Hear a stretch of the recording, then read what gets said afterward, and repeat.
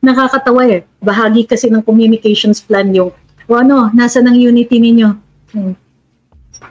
Kayo lang naman ang nag-illusion na may unity na ganyan eh. Pag kampanya. Pagka nanalo na, wala nang unity. Kasi mga kawani na kayo ng gobyerno. Workers ng gobyerno, kailangan na tayo for the people. Ay, ewan.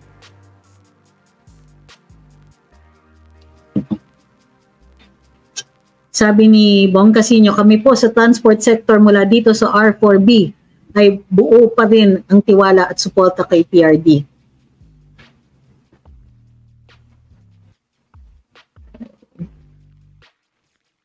Oops, troll spotted. Okay.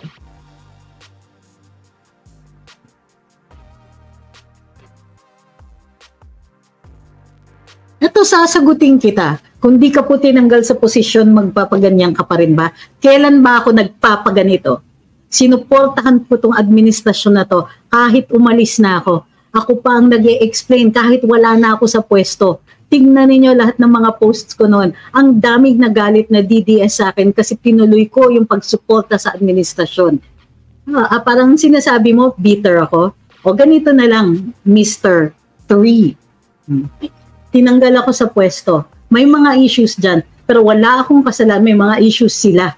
Issues that were plainly born out of a mind that was not exactly sane. Okay? Tinanggal ako, wala akong kasalanan, wala akong palpak doon sa aking mga pahayag. Wala akong maling ginawa. Tinanggal nila. Tumulong ako sa administrasyon. Maliwanag ang mga polisiya nun. Maayos ang pagpapatakbo. Nakita nyo naman, kahit yung mga undersecretaries, gulat na gulat sila. Bakit pinagtatanggal? May rhyme? May reason? Bukod pa dyan, wala na ako sa administrasyon. Panay rin. At ito, bagong information na to, courtesy of your trolls here. Okay? Wala na ako sa administrasyon. Panay ang habol pa rin sa sinasabi ko. Tuwing may sasabihin ako sa karambola, ni hindi man laban sa administrasyon, tatanungin, bakit sumasang-ayon ka? Bakit nanonood ka kay Maharlika? Bakit kinakaibigan mo si Maharlika? Bakit kinakaibigan mo si Amy Marcos? Makatarungan ba yon? Ha? Wala akong ginawa sa kanila. Ako yung pinaka-moderate na komentarista doon sa programa ko sa DWIZ. Hiniling ng dalawang opisyalis sa gobyerno, ng isang opisyalis ng gobyerno. Natanggalin ako. Hindi sila nagbigay ng dahilan. Sinabi lang nila basta tanggalin. Wala silang ma-explain. May kasalanan ba? Wala. Mayroong libel ba? Wala. May kaso? Wala. Tinanggal nila ako. Okay. Sa ilang taon, magdadalawang taon na akong inaapi dyan. Magdadalawang taon na akong ino-oppress. Magdadalawang taon na akong pinahihirapan nitong mga to. Tapos magagalit ka. Pag nagsalita ako, may karapatan ako magsalita at magpahayag regardless of the motive. May karapatan akong magsalita at magpahayag pagka mayroong ginawa sa akin. So how dare you say that this is simply born out of bitterness? Matagal na po akong kritiko ng gobyerno.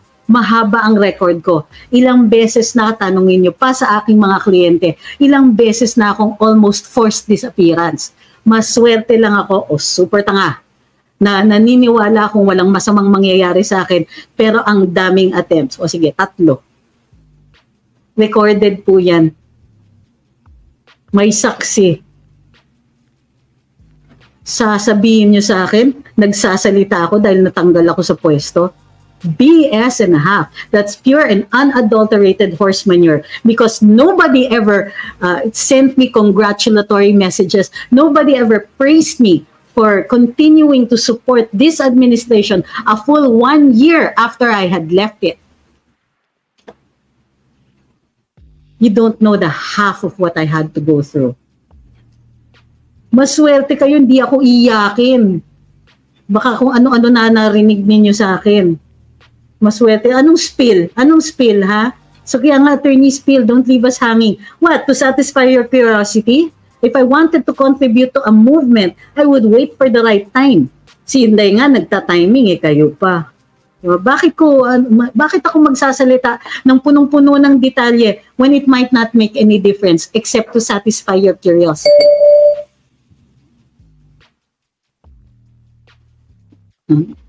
Nakakaloka kayo. Ang daming ginawa sa amin na wala kayong naririnig. Ang dami kong pinagdaanan na hindi ninyo narinig sa akin. Nagsumbong ba ako? Umiyak-iyak ba ako? Nagsabi ba ako na, kawawa naman ako? Hindi. Pag nag-criticize ako ng gobyerno, kinikriticize ko mga polisiya nito. Nasa na yung logistic system sa agrikultura? Bakit hindi bumababa ang presyo ng kuryente? Bakit tumataas pa rin ang presyo ng tubig? Bakit hanggang ngayon hindi maayos-ayos yung transport sector? Kailan ako humingi ng hustisya para sa sarili ko?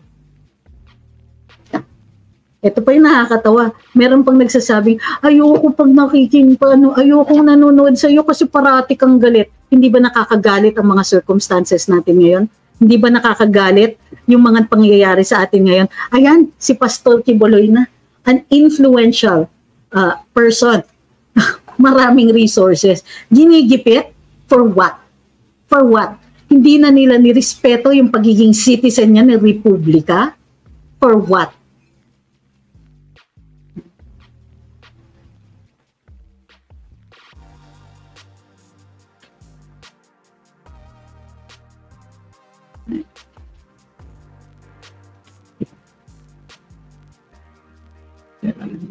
Sabi ni Scarlett, cute, 100% nakasupport ako kay PRD at kay Pastor Quiboloy. Tama ka. Huwag niyo nga akong sabihan, kakalma. Bakit? Is my message not valid if I'm angry? Is my message not valid if I am passionate about it? Why do you want me to calm down? Why should I stop? Why should I, oppress myself? Why should I tone down? The circumstances are causing so much anger. It's causing so much pain. Sino ang nawalan ng pagkakataon dito? Sino ang walang pagkakataon na umangat? Dahil lahat ng pagkakataon, kinukuha ng mga cronies. Yes, may mga bagong cronies ngayon. Sino ang mga nagsasuffer? Dahil parang walang rhyme or reason sa mga appointments ng kung sino-sinong tao na hanggang ngayon wala pa rin maipakitang accomplishment. Saan ang katarungan? Pag nakikita natin, panay po yung pabenta ng sweepstakes. Pabenta ng pabenta sa loto. Hindi sweepstakes PCSO kasi sweepstakes pa rin yun. Pabenta kayo ng pabenta ng games of chance, samantalang wala namang kayong explanation sa nakikita ng taong bayan na parating si lone bettor ang nananalo. Kailan ko bakit ginaganyan nyo ako, ha? Kayo, pasabihin ninyong kumalma ako, masamang magalit? Matapos ang gawin sa akin, masamang magalit? Masama bang manawagan? Masawang magalit dahil nakikita natin ino-oppress ang mga kababayan natin? Masama ba yon? Ano?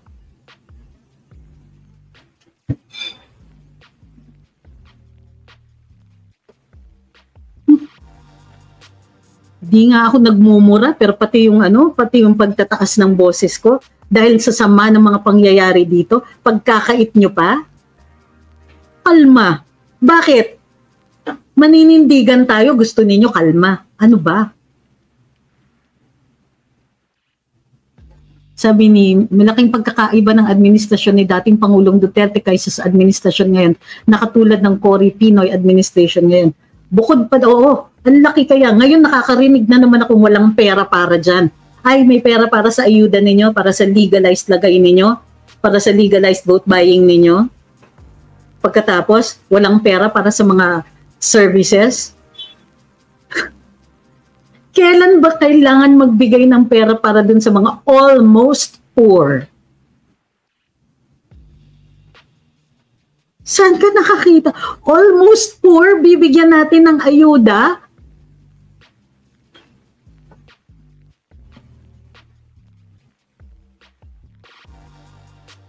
Sabi ni Ma'am Marieta, tama po kayo, ngayon lang dumaan sa akin yung vids mo. I'm with you. Nararapat lang yan. Kasi ito, sasabihan nyo ako na ang puso nyo, o sige, dapat mula ngayon, wala na ang puso, puso pinagsasabi nyo. There is a time for everything and there is also a time to be angry.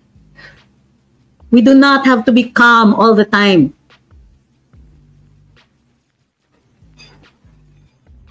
What are you talking about, Boss Abus? You think I don't know that?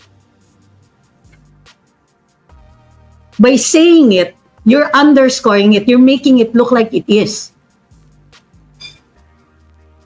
Sa tingin ninyo, hindi ko nakikita yan? Sa tingin ninyo, I am not risking it by saying things like this? Careful kayo dyan. By saying that, you are giving signals to people to look at it as sedition. Understand, first of all, what we mean when we say stand together. It means that the criticism should be outward. It should be towards the common goal. Sasabihin ninyo, stand together. Tapos, pati yung manner ng paghihikayat ko. Foolish behavior. Sus Mariosep.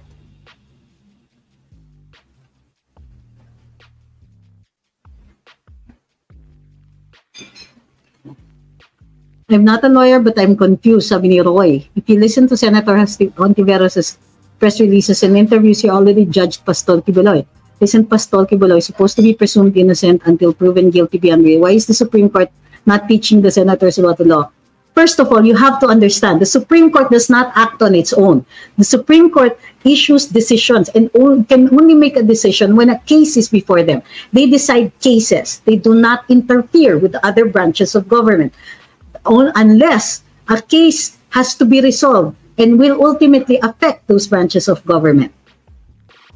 Yes, Senator Hontiveros ought to presume that Pastol Kibuloy is innocent until proven otherwise. And the proving is not in the Senate. The Senate is not a court of law that is merely an inquiry in aid of legislation. The ultimate goal is to determine if the legislation needs to be updated, upgraded, repealed. It is not a court. However, they find ways and means. It is not a court, so there is no guilt here. They're calling on, they issue summons to Pastol Kibuloy, not to prove him guilty, not to hold him for trial, but as a resource person. But as we know, the leeway that the senators and congressmen give to themselves to conduct a hearing in aid of legislation, an inquiry in aid of legislation, is very wide. And the Supreme Court, only on very rare instances, will intervene when a case is brought before them. The last intervention was in the case of Lincoln Ong, who was, without any process, detained as a penalty. Understand this, contempt has two characters. One is a means to compel a certain behavior. So to prevent unruly behavior, you can be found in contempt. You can be cited in contempt, and then detention as a punishment. That punishment cannot be imposed without due process. However, contempt, under pain of contempt, if you are brought, you are compelled, a warrant is issued to compel you to come to the Senate, that is not a penalty.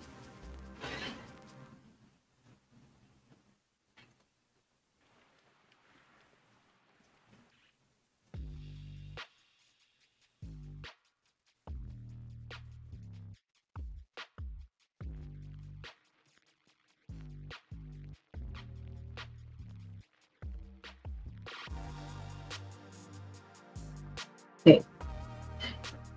Sabi ni Glaude, hi attorney, sana naman makiisa yung ibang Christian groups kasi kung nagawa itong evil administration sa church ni Pastol Kibuloy yung mga ganito, edi pwede rin gawin sa iba. We cannot compel them. We cannot. They will do so on their own volition if they believe in the cause.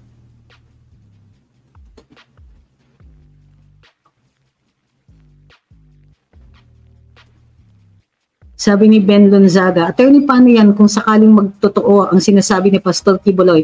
Kahit ano religion natin magkaiba, ang paniniwala ang mahalaga. Demokrasya ng Pilipinas. Anong mangyayari sa mga maliliit na tao? Kaya nga po tina-target ang mga malalaki. Kaya po tina-target ang mga tinatawag natin mga influential. Nang sa gayon matakot. Tingnan ninyo, yung threat para matanggal ang prangkisa ng SMNI, biglang nagbait ang ilang mga komentarista. Yung mga hindi nagbabait, well, sabi ni Taurus, hindi nila gagalawin ng mga church na pro-American, tandaan nyo yan. Sabi niyo pa, pero wag naman na natin awayin until alam natin kung anong side sila. Hi kay Ma'am Zaide, sabi niya, ako silently listening. Tapos biglang nabuhay nung nagalit ka. Ayun, post muna ako sa school paper, bigla ako nakapokus sa sinasabi ni Attorney, love talaga kita. Hindi, pero sa totoo lang, hindi dapat tayo kailangan galit para mapatunayan natin na ganito talaga ang sitwasyon. Ayoko rin nagagalit. Sino bang may gusto? Sino bang may gustong high blood tayo? Ayokong inuubo ko, pero ayan, nandito tayo. Pero huwag naman kayong mangbabasag. Ano bang ginagawa ko sa inyo para sabihin ninyo kalma? Ha? Ano bang kinaano ninyo? What are you trying to prevent by asking me to calm down? Anong iniinom ko? Tsa green tea.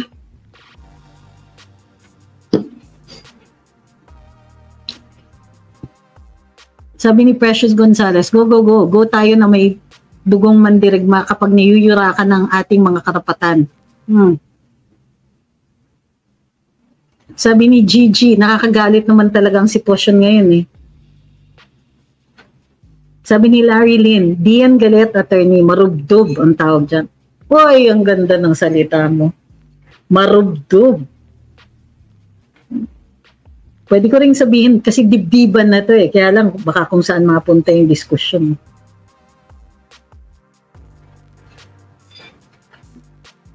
Okay. Sabi ni Ross, many people trust you and what you're saying. Thank you po. Sabi ni Lily Rose, galit yan sila kay Kibuloy kasi araw-araw binabati ko sa CPP-NPA.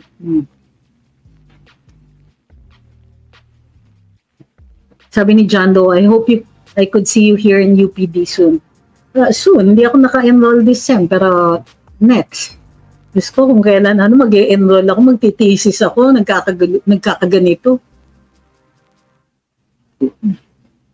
Sabi ni Net, we are with you. If we love our country, we should feel you. We listen to Pastor. I felt he was genuine. Ganito po yun Yung guilt or innocence, hukuman ang magde-decide niyan. But in the meantime, ayon sa saligang batas, kailangan bigyan natin ng proseso. Unang-una sa proseso dyan, ay i-presume natin na walang sala yan. Inosente yung tao. Kailangan patunayan. Hindi yung i-oppress na, insultuhin mo. Saan natin natututo yung mga ganyan? Doon sa mga TV hosts na di umanong pang public service. Ha? Awayin na nila. Ikaw, mamang pulis. Kasi, maano ka? Whatever. It's miseducating the public. And so we have to take it on ourselves. Tayo mismo magsasabi, teka muna, innocent until proven otherwise. However, pagka kunwari nakita natin sa harap ng mga mata natin, ito yung mga taong nagbabasag ng whatever, ng gugulo and so on, kitang-kita in front of us. Well, then we can talk. We can talk about how this really looks guilty. Pupunta pa rin yan sa hukuman and they will still be entitled to due process. Pero ang opinion natin based on observable fact.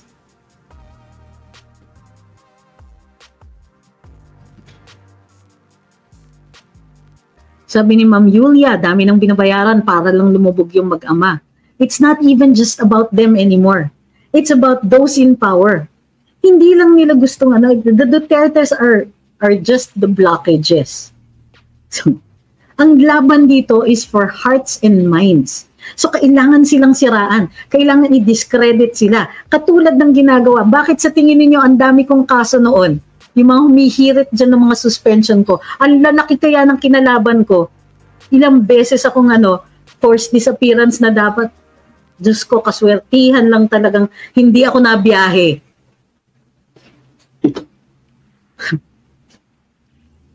Maghahanap kayo ng perpektong tao, then mag-work yung kanilang operations. Maghahanap kayo ng mga walang sala. Okay, you need saints. Hindi po kailangan ng mga santo. Hindi kailangan santo para manindigan tayong lahat. Hindi kailangan santo para katabi natin kung sakasakaling magkaroon ng movement. Anong gagawin ninyo? Kailangan mag-apply pa o hingi pa tayo ng NBI clearance sa lahat ng taong kailangan manindigan kasama natin? What? Hindi naman natin sila gagawing presidente. Kailangan lang natin ng mga kakampi.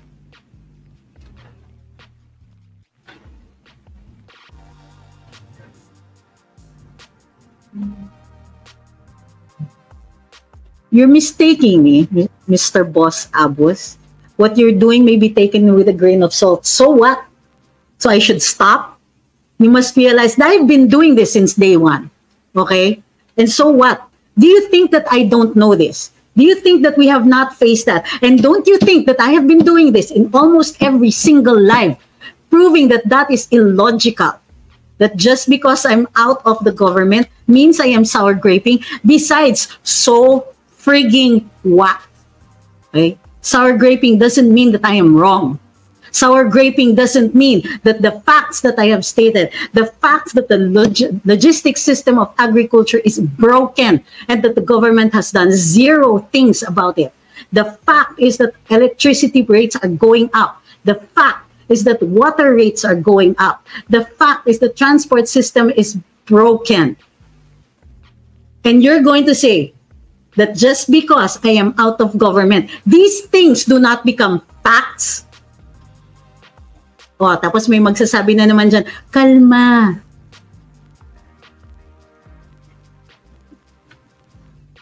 O, bakit ako yung inaatake mo, ha? Bakit ganun? Bakit ka nagdidiin dun sa portion na yon? Are you saying that everything that I have said here is not true or correct? That you're going to use credibility as a means to deny a fact?